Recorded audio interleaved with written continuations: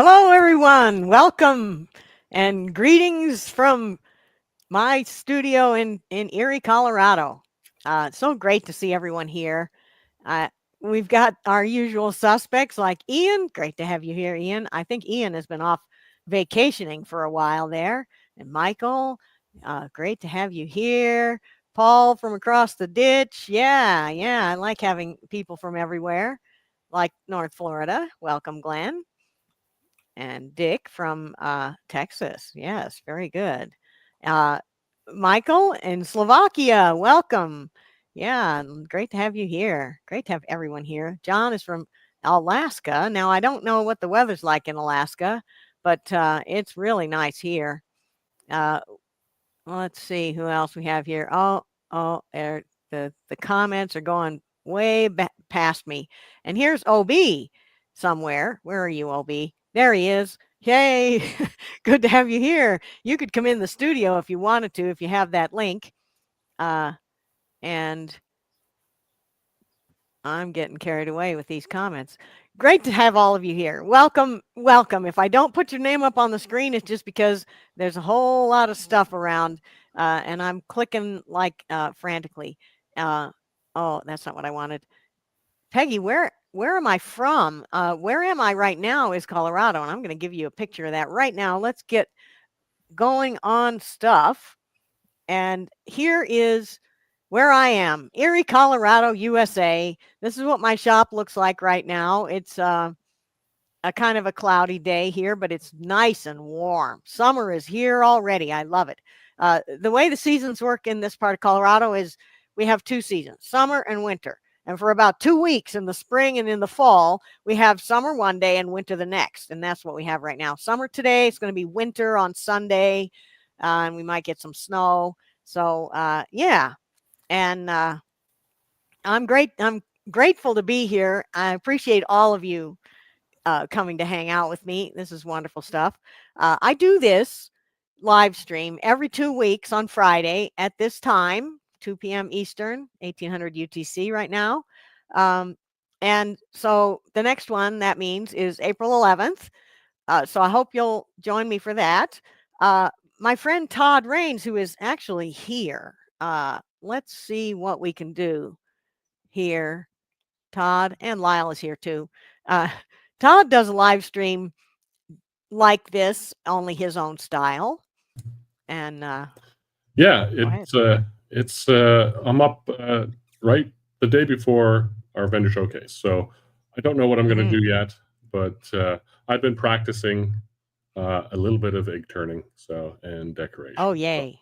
And a little egg box as an experiment. So get ready for vendor showcase. I'm talking ahead of myself, but first of all, my live stream on Friday. So come join me. Same time as Cindy, 1 o'clock Central on Friday. Thanks, Cindy. And Todd and I do a session together every few months. The next one's on June 6th. Yep. And that's a Zoom meeting where you can show pictures of your work, ask a question, learn a lot from everyone. This is a tremendous session. There's always so many ideas floating around. I always learn something for sure. Absolutely. Yeah. And like Todd was saying, vendor showcase, which is me, Todd, Lyle Jameson, Joe Fleming, Steve Worcester, and is that it? That's it. Yeah, we got John Jordan's banner on there. We had John Jordan, so I keep thinking there's one more. Yeah. John, unfortunately, is no longer with us, and we miss him a lot. Still have his name up on the banner there. Yeah. This is April 5th, Saturday, next week, right? It's next Saturday. It's a week from tomorrow. Week from tomorrow. It's coming quick. It's been a lot of fun. 4 hours of fun. I'm looking forward to it. Always do. We do this about twice a year now, it seems like. Twice a year. Yeah. Yeah. So I just quickly plug the charity auction. Again, we throughout the 4 hours, we have things like this. I don't know if you and Cindy, you and Lyle have been doing a collaborative that's going to go in the auction. I'm really excited about that. Put a teaser out there. I just put my portion of it in the mail for Cindy to work on, and Going to be doing some new things, some different kind of texturing than what I've shown before, and squatty shape that will be hollowing. And so black on black coloring that we're going to do, as well as what Cindy adds to it. So we're going to have a collaborative, and we're excited about doing it. Yeah. This is going to be great fun, and something a little different for Lyle here. So I can't wait to see what this looks like. And that piece will be available in the auction. Yeah, it's important to know that these kind of pieces, these collaboratives between Lyle and Cindy, you basically only get here at this vendor showcase. So beyond that, not that people don't do collaboratives, but this is a special one. And the charity is I don't. Yeah, the charity is St. Jude's Children's Medical Hospital, Research Hospital. So great charity. So let's raise some funds and send that on to them. Yeah, good stuff. Good stuff. Thanks for being here, guys. And you bet. Okay, so we're gonna go back over here, and I hope to see y'all at Vendor Showcase. Todd, if you would put the link in, I'm not sure if I have. Oh, no, I don't have it in a QR code, but actually, if you go to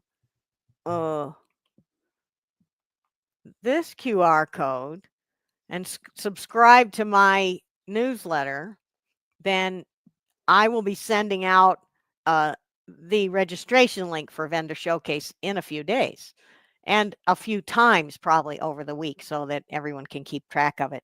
We also have my website where you can go and find the subscribe button and other things. So hope to see everybody there. And on the day after my next live stream, I'm doing an IRD on mushroom boxes, and I'll be doing some embellishing things like more gilding, and I've got a threading jig, which I know not everyone wants to buy a threading jig, so you don't need to have one to make this mushroom box, but I'm going to show you what I'm doing playing around with it. So it'll be fun. I always have a great time and show a lot of things, a lot of options, and some new things to hopefully inspire everyone. And then end of April, I am doing a hands-on in Boulder at Stuart Batty's new studio school, which is a tremendous place. Mike Mahoney was there last week, and he was telling me that he's got the best equipment, tons of wood, and it's just going to be a lot of fun. If you always wanted to learn with me hands-on, this is the only opportunity, because it's the only place I ever do a hands-on. Okay, so if anyone has a question, like Peggy has a question here, what is a threading jig? If you have a question, post it in the comments from whatever platform you're on, and I will do my best. Threading jig that I'm going to use is a thing that machines precise thread pitches in wood. So it cuts the threads instead of scraping them like a chaser, meaning you can cut threads in basically any wood. It's not something I've used before, so I'm learning, and this could be very exciting. I have the Chefware Kits threading jig, and so we're going to learn some things. Thank you very much for putting in the Vendor Showcase registration link. It should be available to everyone here on every platform, because Todd put it in from the studio here. Oh, yay, Philip from across the pond. Great to have you here, and great to have everyone here. I saw my friend David Drickhammer in the chat, and now I have lost track of everybody's comments. So yeah, very good to have you here. And is there a better wood for threading? With a threading jig, always the better woods for threading are going to be hard woods, hard and dense. And the thing about a jig that cuts threads versus chasing threads is that it removes the wood with a rotating cutter. instead of a scraper, which means that woods that don't scrape well can still cut threads. So we're going to see how this goes. And it'll be fun no matter what. It'll be fun. All right. So what's up next here? Well, today my plan is to make eggs. And a couple years ago, I did a online IRD, which means interactive remote demonstration. If you don't know, it's a online wood turning class on how to do a set of nesting egg boxes. And what I'm going to do today is just a regular egg. And here is an example of a couple eggs I turned in getting ready for this. Give this a little more room. This one is black ash burl. And burl is a great choice for an egg. I'm thinking this is just a plain egg. Like I'm going to take some of these to a party on Sunday and just hand them out to the people. It's fun to hold them in your hand. And hey, Easter is coming, so a little basket full of eggs for your favorite people. They can be made any size. This wood is really interesting stuff. It's called mountain laurel, and it grows in Connecticut on my sister's property. Nice wood to turn. And you can see how it dried nicely with the pith in the branch. So these are just a couple eggs I've made. This is the size egg I'm going to do today. It's a little bigger than your average chicken egg. And so let's get a piece of wood here. I have this very nice piece of maple burl, and I want to make an egg out of this, but we might get to this one. What I really want to do is something difficult. And I want to show you where the difficulty is. So I'm going to use some straight grain wood here, and we'll start out by just putting it in the chuck. And I don't know if all of you guys love key chucks. I am sort of ambivalent about them because whenever you have to go any distance at all, you're just winding and winding and winding and winding. Whereas my lever chuck, I can just spin the ring and it closes it right up. So what I need is a drill with this mounted in the chuck so that I can put the drill in there and close or open it. All right, so tightening loosely, as Pat Carroll always says, and then I'm going to go over here to the tailstock and put my live center up. Let's have a live center. The reason for this is really just to get the piece in the chuck with pressure holding the shoulder of the tenon on the up against the face of the jaws for a really good grip, and it keeps the piece aligned on the center line of the lathe too. Not that you really need to do that, it's just a habit I'm in, that I always like to center my piece the best I can. So I've got this piece of wood. This is Pacific Madrone, and I'm going to make an egg out of this about this diameter, which is 1 3/4 inches, which would be about 45 millimeters. And then I'm going to make the egg, I think it was about 2 5/8 long, which is about 68. Oh, there we are, millimeters. So this is about what I think is a good egg proportion.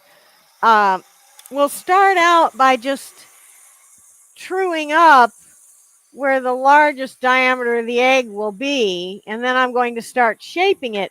Okay, what shape is an egg? The way it turns out is even the, wait a minute, wrong one. Even the chickens can't decide. I took a dozen eggs and I put them all out, and every single one's a different shape, different proportions, and a lot of different sizes as well. So I looked at all of these and I decided that one looked the best. So to me, what is an egg shape? How do you know if it's the proper egg? Since even the birds can't figure it out, I'm going to say what looks like an egg to me is what it is. I am going to make an egg that I think looks like an egg. And I want to talk to you a little about some things about eggs and, to me, what makes or breaks an egg shape. So let's get to turning this egg here. Oh, that's not what I wanted. Let's go out a little bit and over here. Okay. So I'm using a 40/40 grind bowl gouge, which I'll talk about here in a little while. And I'm going to start, I like to make what you would call the long end of the egg first. Oh yeah, where's the large diameter point of this egg? It's not in the middle between the two ends. It's going to be closer to the rounder end. So that's where my large diameter point is, meaning that I'm basically not going to turn away that pencil mark.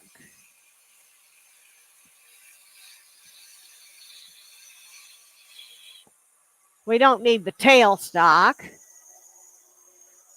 And if you do have a question, please type it in the chat and I'll get to them whenever I can.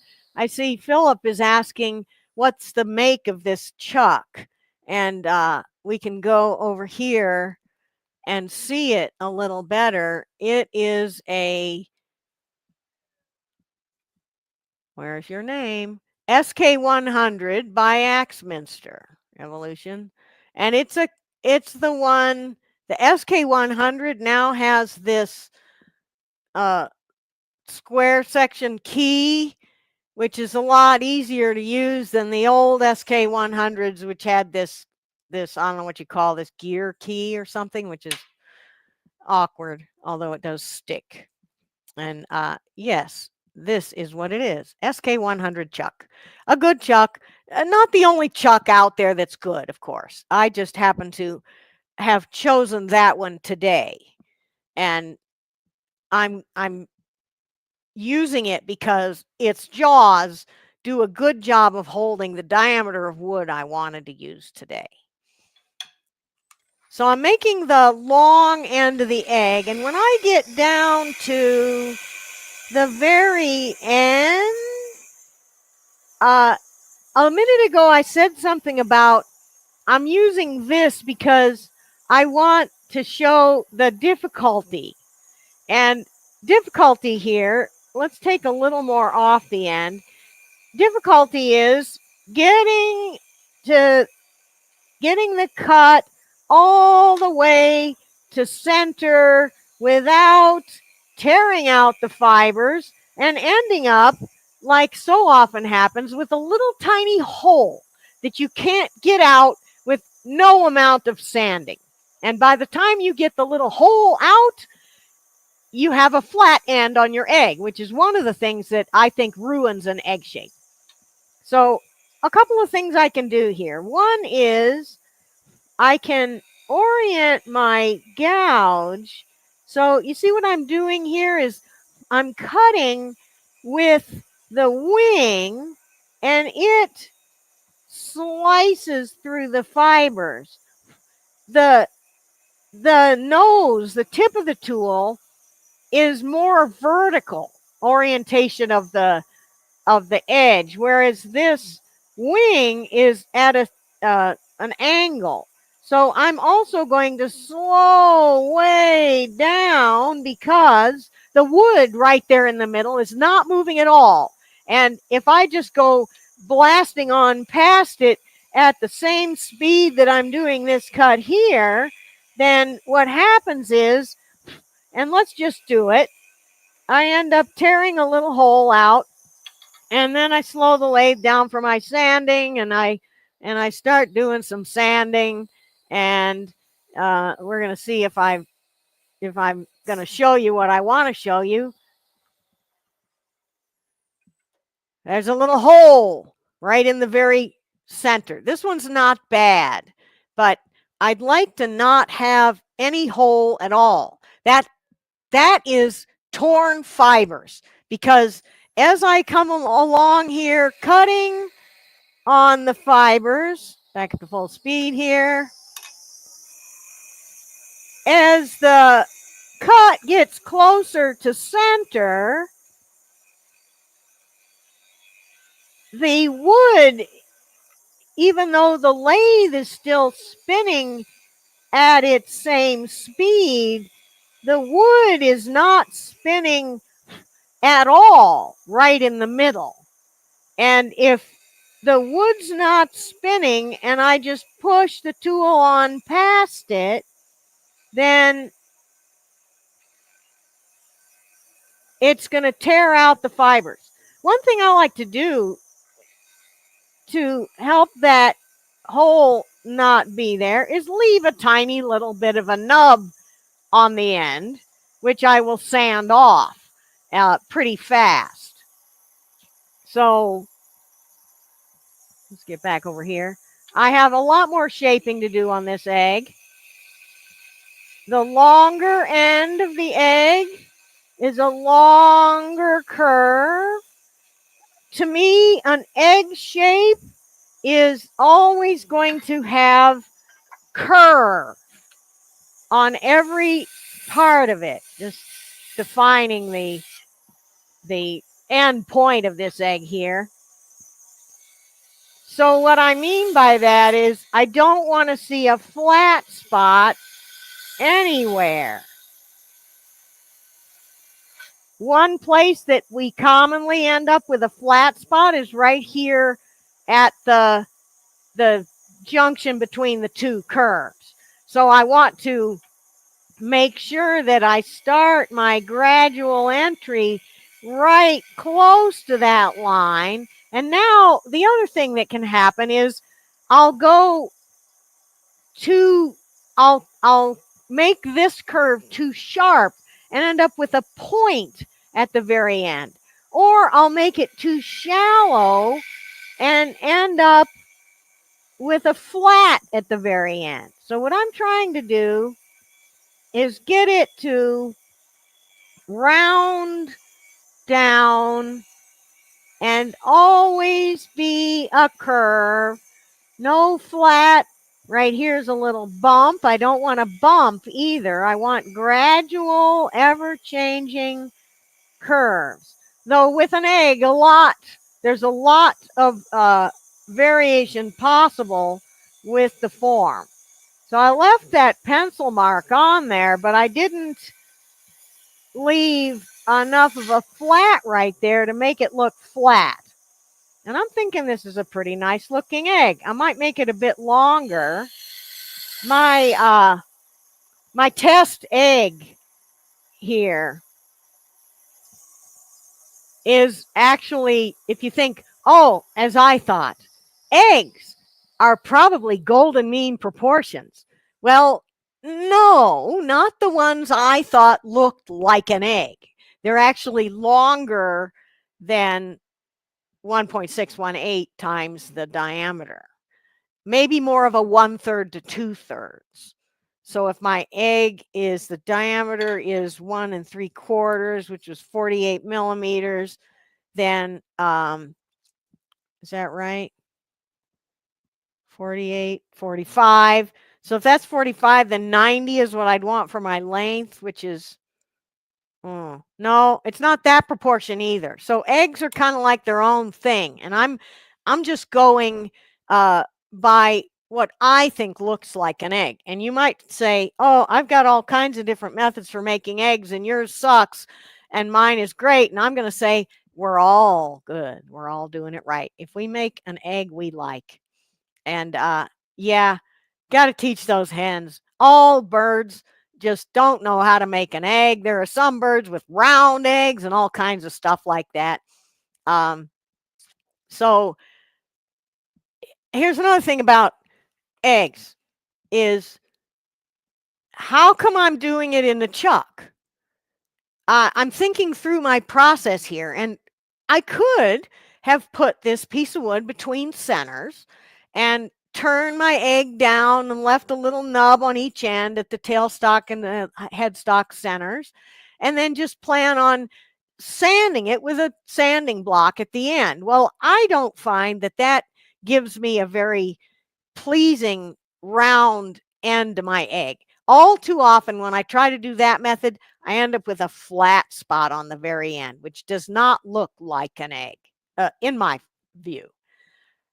So putting it in the chuck, now I've got one end that's going to end up not being turned all the way to finish. And I'm planning to use a jam chuck for that end of the egg. So that's my solution here. And what I'm going to do is get as small as I can down here and then part it off and put it in a jam chuck. So we made real eggs square. How did you do that? You got to tell us something about that technique, making eggs square. Yeah, and Peter agrees with me. That's great. About slicing the nub instead of just pushing right through it.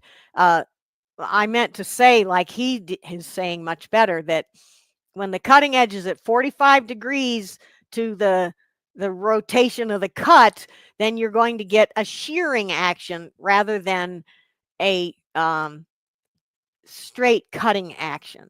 And we see that in like why you use a skew for planing instead of a spindle roughing gouge, for instance.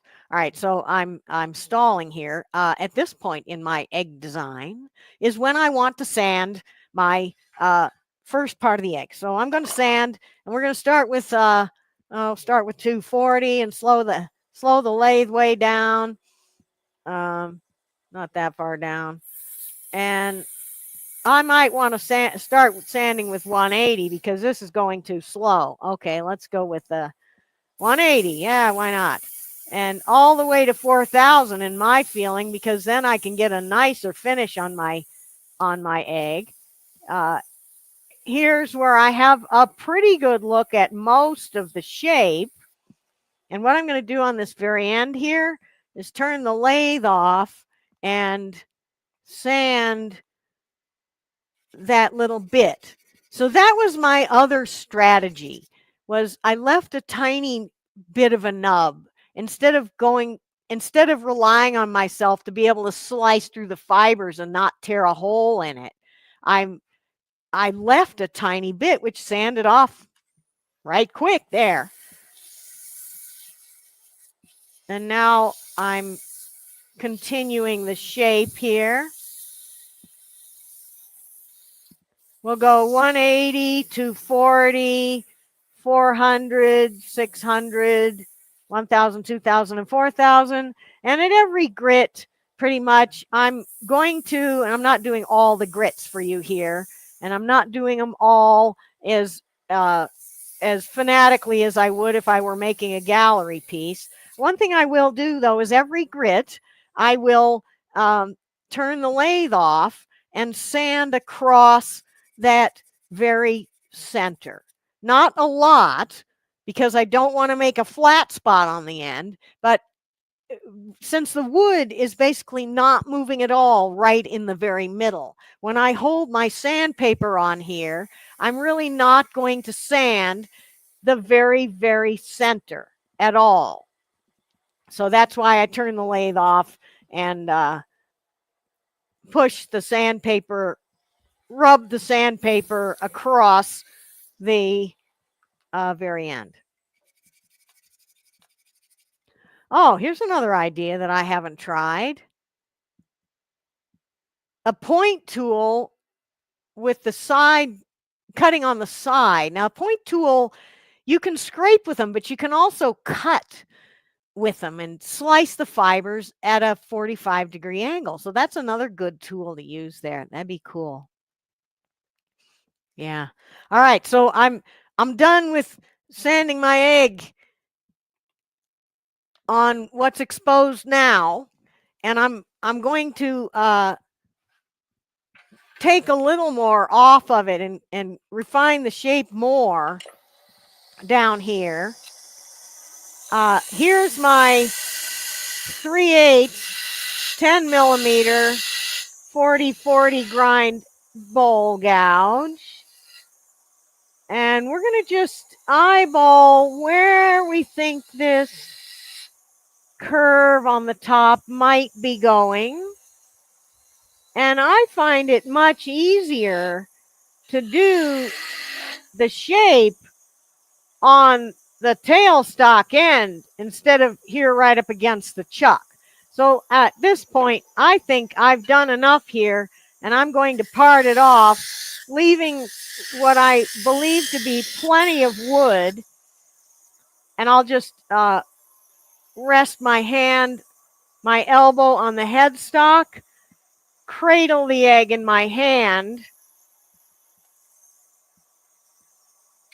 as I use the parting tool in one hand. And if you see how I'm using my parting tool here, I've got, is that going to show us? No, that was better. I've got my finger up close to the end, and I've got the parting tool contacting a lot of my hand, and that gives me the support I think I want. I've also got this finger here on the front of the parting tool up against the tool rest. So that's allowing me to have some good aim. And I'll just part it off. I don't care if I tear out the fibers, but here's a great example of a large scale example of what I didn't want on the very end of my egg. You can see how those fibers ripped out because I just blasted that parting tool across at full speed. So yeah, question here about my speed readout. Is it accurate? I think it might read a tiny bit low because Robust says this lathe goes 3,000 RPM, but as you'll see, I have it turned all the way up now, and it's going to get to like 28 or 900, like close to 2,900 here. And yes, I am spinning the lathe that fast. And why? Because when the lathe is spinning at any speed, the wood is coming down on the edge, and the molecules of wood are going past the tool at a certain speed, like miles per hour. It's a greater speed at a larger diameter. And then when you get down to the smaller diameter here, the wood is not moving at all. And what we see when the lathe spins faster is that more wood passes the tool every minute. And if I was going to turn at really slow speeds, like let's say I'm going to turn it down to a couple hundred RPM. I've heard people say you can do anything on the lathe you want to at 200 RPM and it's safer. Well, it might be safer. I'm not going to go there, but the point I would make is that in order to get a clean cut, I have to push the tool into the wood at a feed rate that will give me the same amount of wood coming across the edge per minute as when I have it going full speed. And now to get the same amount of wood coming across the edge, I can push the tool into the wood a lot faster. So basically, if I want to slow the lathe down, I have to slow the feed rate down to get the same cut. That's why it always feels like to me that I quote unquote get a cleaner cut at high speed. Well, it's only because I won't slow my brain down enough to slow the feed rate down enough to get a clean cut at really low RPM. So that's why I use lots of speed. And here we are now ready to put a jam chuck in and do the other end of this egg. If anyone has a question, this is a pretty good time while I'm changing chucks. See if I missed anything. Okay. Oh, of course. My altitude will affect the amount of oxygen available to the mice inside. I don't know where that's coming from, but I thought you were going to say my altitude will affect how many molecules of wood can go past the edge at any given RPM, because, of course, we have more or we have less oxygen at higher altitude. So now I should have made a smaller tenon on this jam chuck. What I've got here is a jam chuck that it's the same kind of jam chuck that I use for a sphere. And let's get a view of that. First of all, I'd like to show you my gouge. Let's talk about the tool I was using there. It's a 40/40 grind bowl gouge. And when I call it a 40/40, what I mean is that it has a 40-degree bevel angle. That's this cutting bevel right at the end there. Is a 40-degree angle. Also on the wings is the same angle. 40-degree angle between the bottom of the flute and the cutting bevel. I've also got a 40-degree angle between the wing sweep shape and the shaft of the tool. So that's what we mean by 40/40. We have a 40 degrees of sweep and 40 degrees of cutting bevel angle. This happens to be a V flute Thompson bowl gouge. 40/40 does not tell you what kind of flute is on the gouge. It just tells you the grind that's put on it. And you can put a 40/40 grind on a parabolic, a V flute, whatever kind of gouge you have. So that's what I've been using. This one is the 1/2 inch, 13 millimeter, and we're talking diameter of the shaft of the tool. And this one here on the right is a 3/8, 10 millimeter. Same grind, just a different size. Same actually flute shape also, V flute Thompson bowl gouge. So that's what I've been using for bowl gouge. And here is a view of my jam chuck. This is the one I'm using for a sphere. This is a drawing of the sphere jam chuck.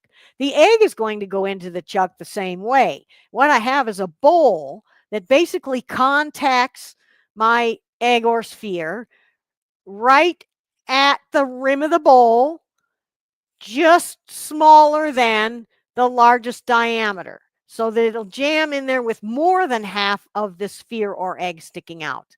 And what I'm looking for is that the taper on the bowl and the taper on my egg or sphere match only right there at the rim. I don't try to match the entire thing, because what I want to do is I want to take my egg and jam it in here. Now this one might be a little bit the egg might be too big for this jam chuck, because you can see that the large diameter of the egg is right about here. And I'd kind of like the jam chuck to come up further. Then when I put it in the other way, again, I'd like it to come up a little bit further. So what I want to do is take a little out of the inside of this bowl here. Okay, we got a question here. Am I using the seed jaws? I think that's the stock jaws that come with this chuck, and I'm not using those. I call it a hawk's beak jaw. This is a dovetail jaw that I bought for them. You can see down here the dovetail shape of the jaw. So that's what I have on here. I like dovetail jaws personally. Oh, yes, interesting. I have heard this too. 40 degrees is the angle of a beaver's teeth. I also think that 40 degrees is a good compromise between something that cuts easily without a lot of cutting force, but not so easily that it tries to self-feed into the wood. I think I got that from Stuart also. The flute on my gouge is a V flute, which means it has a straight wing rather than a curved wing, and it has a radius at the tip. I like the steel more than I care much about the flute shape. The dimension of the jam chuck is a little, the bowl in the jam chuck is going to be slightly smaller than the largest diameter of my egg. So it depends on the size of my egg. This one happens to be 45 millimeters in diameter, 1 3/4 inches. So my jam chuck's bowl is going to be a little smaller than that. And this one needs to be made a bit bigger, as it turns out. So yeah, okay. So if you have a question, please post it in the chat. And John is going to create a jam chuck for us to have with our toast and biscuits this morning. For jam chucks, I prefer raspberry jam, but I believe there's a bit of contention about that. A lot of different jams work well for chucking. Okay, so I think it's about time for a little public service announcement. I will be doing a drawing, a giveaway. When is that going to be? In about 10 minutes before the end of the hour when my stream ends. And what I'm going to give away today is an egg. I'm going to give away the egg I'm making today, which is not done, but that means I'll have to send it to you. So wherever in the world you are, Slovakia, Africa, UK, I'll send it to you. All right. So the other question that Carolina had is what wood to use. Now that is a good question because this is Spanish cedar, and it's a very soft wood.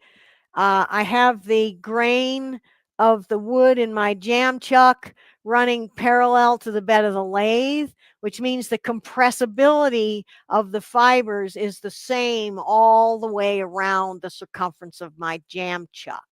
If the grain is running perpendicular to the bed of the lathe, then we'll have side grain on 2 sides, end grain on 2 sides. So it will only compress on the side grain and not the end grain, meaning you don't get as good of a hold.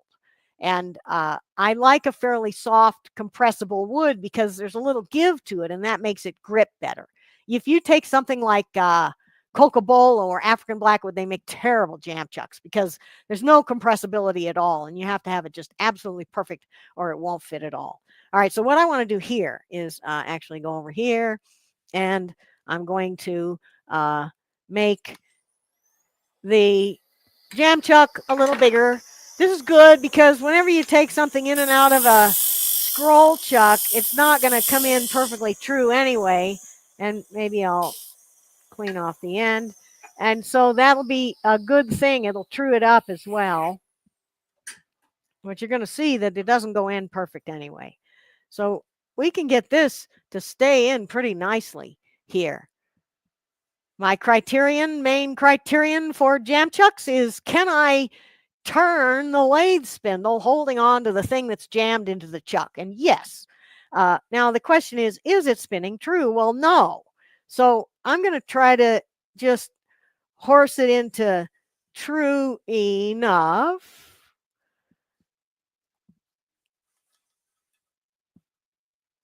As I'm also kind of jamming it in more.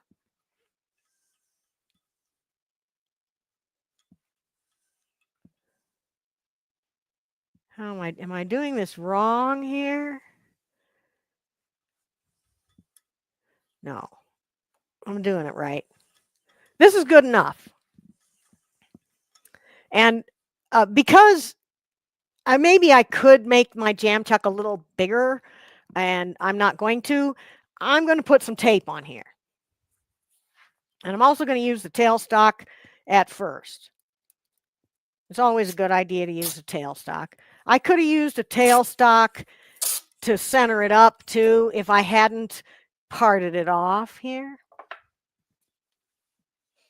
So yeah, we're going to do our draw in a few minutes here, and I'm going to give you the code very soon. But I want to finish this egg, of course, so let's get that done.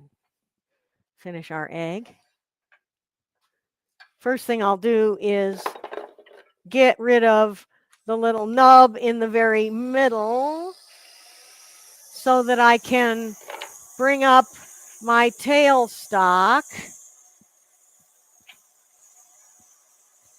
And I'll take away the tailstock when I get down almost to the end.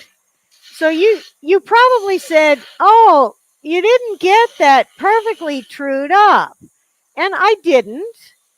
But an egg shape can easily blend the curve that I already made with the curve I'm going to make. And I can take a little cut to blend them together, and then I'll sand it to make it work. So now I think I kind of need to get rid of that tailstock.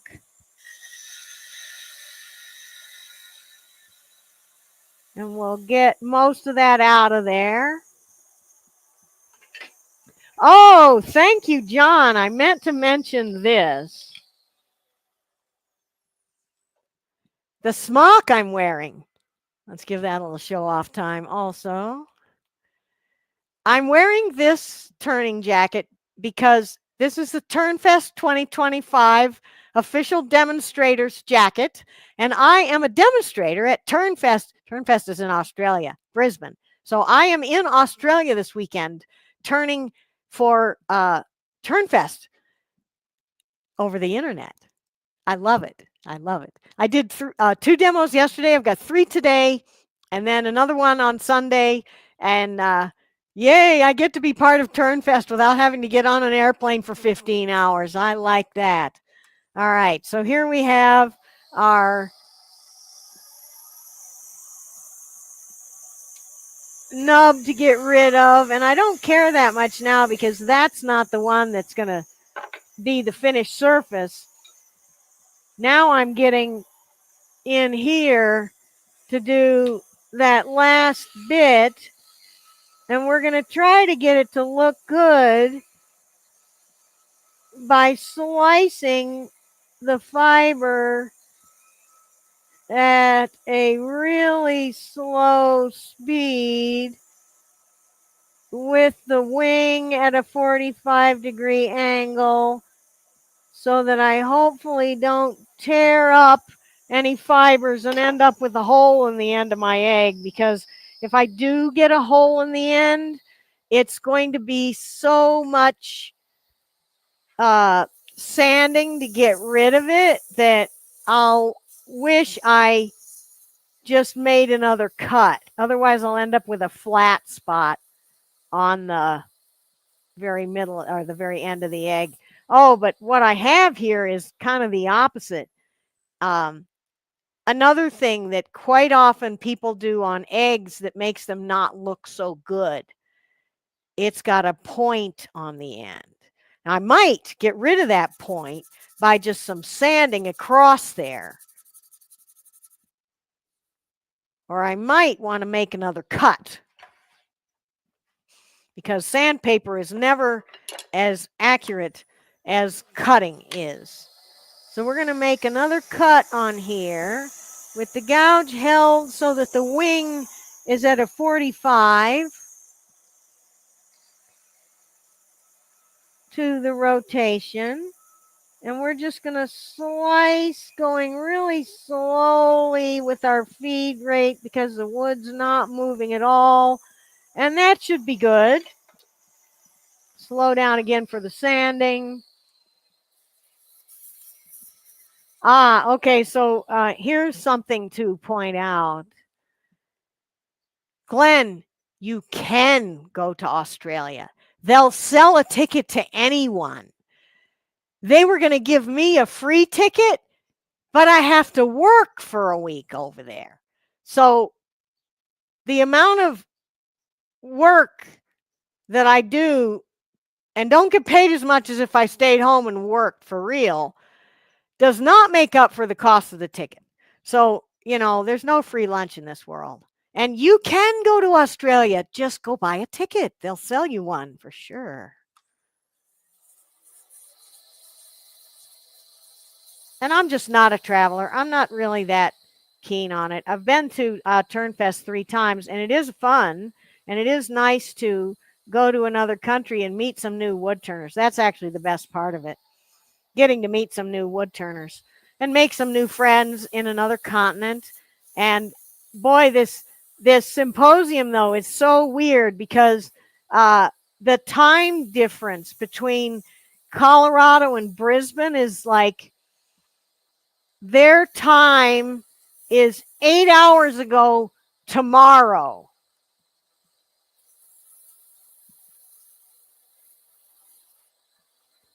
So this is good for me. Sanded nicely. Do we have a hole in the end? No hole. I like that. So my egg is done, and I want to do a drawing for this egg. Worthy of note, I can take this out and put it in the other way also if I want to now finish this end. Or if I wanted to do some, I don't know what other kind of decorating or texturing or something on the egg. And okay, here's a good point, Jeff.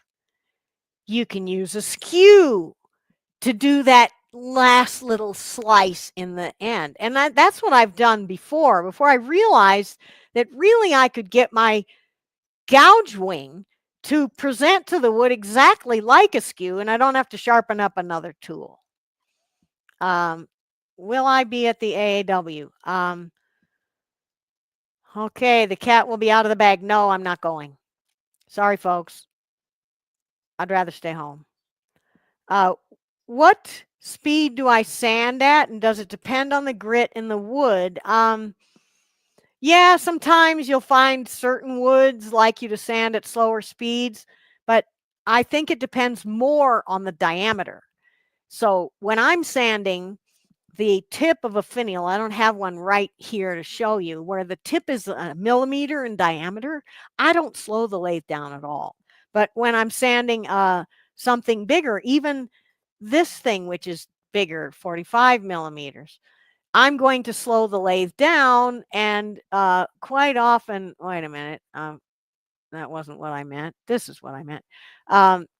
Quite often, I will sand at about 800 to 1,000 RPM. Larger pieces, it'll be slower. African blackwood and cocobolo like to sand really slow. Okay, so here is a good comment that I did not mention.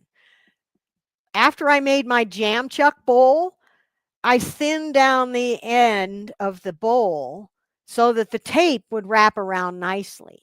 Another thing that does, Mike, is it allows for a little bit more flexibility in the opening of the jam chuck, allowing you to push it in more and get a little bit more give and a little bit more grip.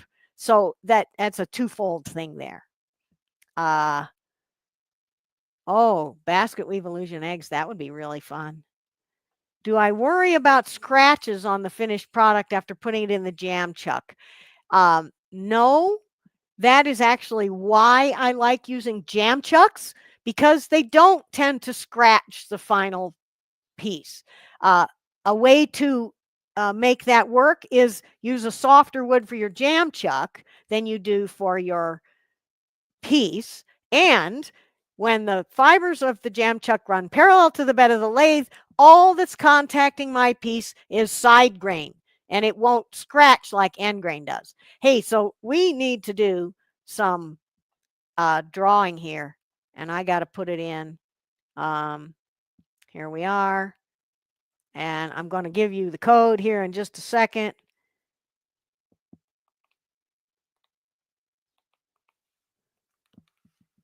Okay, I got to start collecting comments first, otherwise it'll mess everything up. So if you want to win today's egg, type #eggs in the comments, and you'll get entered into the drawing to win the egg. Now, while we're waiting for some comments, don't forget that exclamation point, folks. Somebody I just saw had one without it. It's, where did it go? Todd, I think you didn't put your exclamation point on there. Tony, enter again with an exclamation point on the end. And this jam chuck needs to be a little bigger for this egg. So I'm going to make it bigger over here. Let's go over here and back up to full speed. A little bit of light on the subject.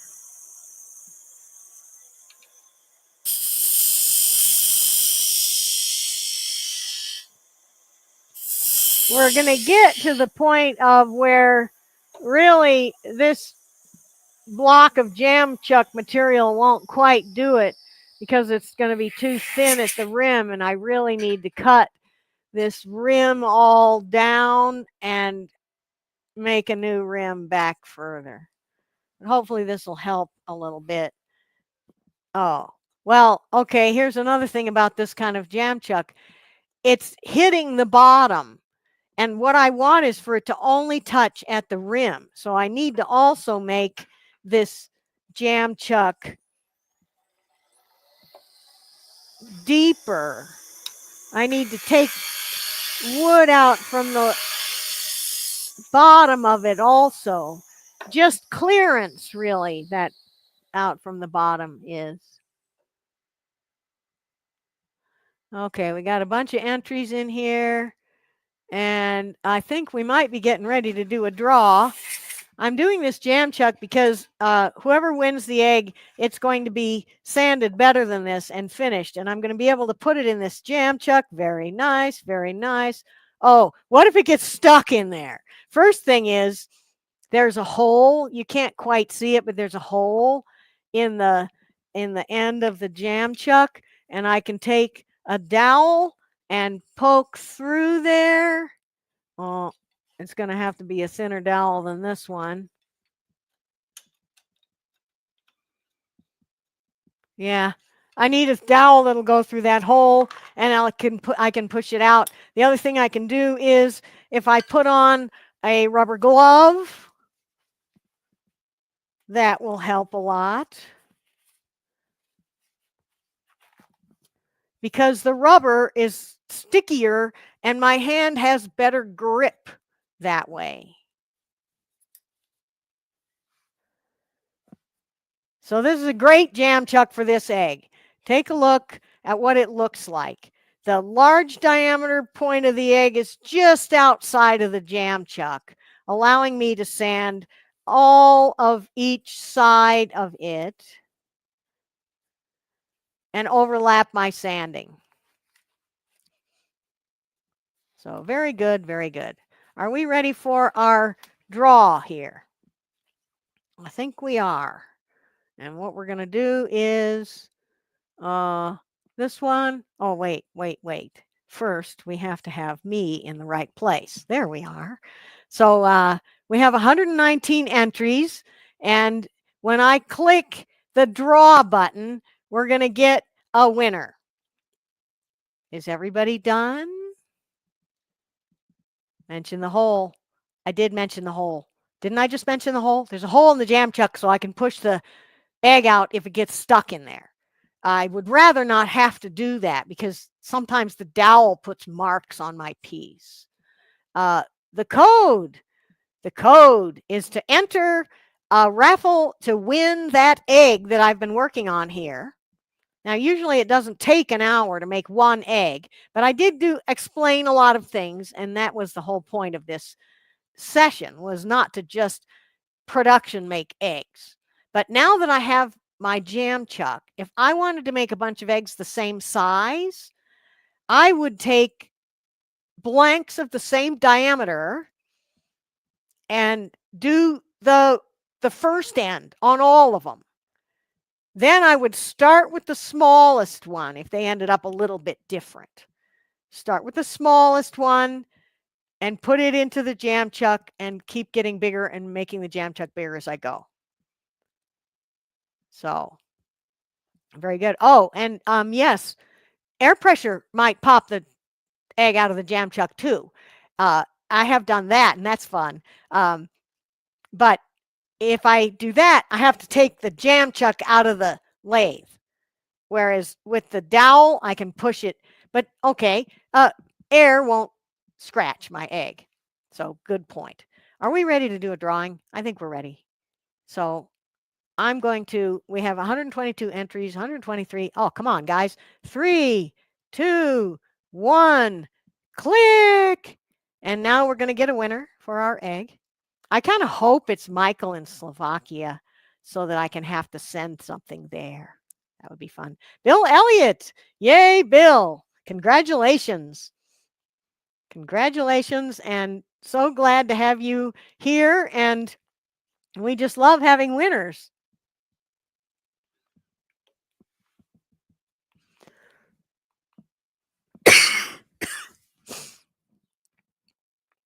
Okay. A little dust in my mouth there.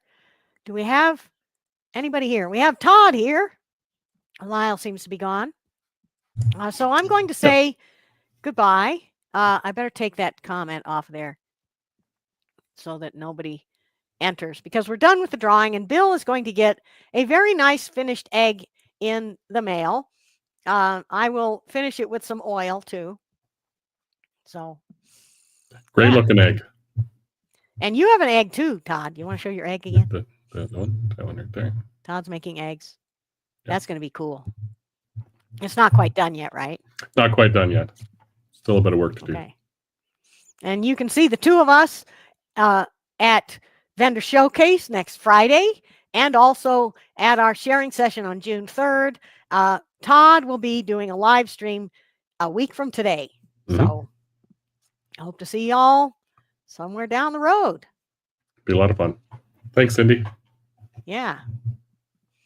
Okay. Let's go here for my regular send-off. And I will see y'all next time down the road, and I look forward to it very much. Bye-bye, all.